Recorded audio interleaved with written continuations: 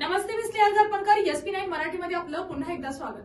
तर पाहुयात आजची विशेष बातमी. आंतरराष्ट्रीय महिला शेतकरी वर्ष 2026 आणि इंटरनॅशनल वुमन्स डेच्या निमित्ताने महाराष्ट्र शासन व महाराष्ट्र लेजिस्लेचर यांच्या संयुक्त विद्यमाने महिला शेतकऱ्यांचे सक्षमीकरण या विषयावर विशेष चर्चासत्राचे आयोजन करण्यात आले.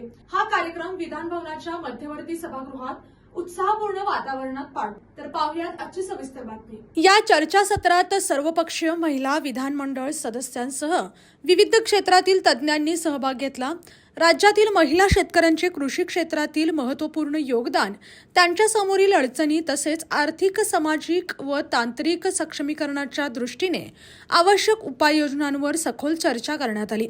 महिला शेतकऱ्यांना अधिक सक्षम, स्वावलंबी आणि सशक्त करण्यासाठी शासनाच्या विविध योजना प्रभावीपणे राबवण्यावरही यावेळी भर देण्यात आला.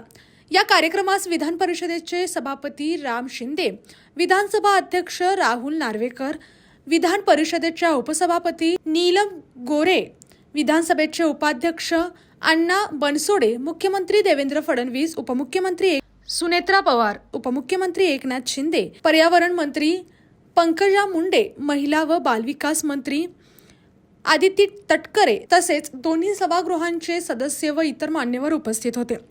या चर्चासत्रातून महिला शेतकऱ्यांच्या विकासासाठी ठोस धोरणे व उपक्रम राबवण्याची गरज अधोरेखित करण्यात आली. तसेच महिलांना कृषी क्षेत्रात अधिक संधी, प्रशिक्षण आणि आर्थिक बळ देण्याबाबत सकारात्मक विचारमंथन झाले. आणि अशाच बातम्यांसाठी पाहत राहा SP9 Marathi. Your time, your news. धन्यवाद.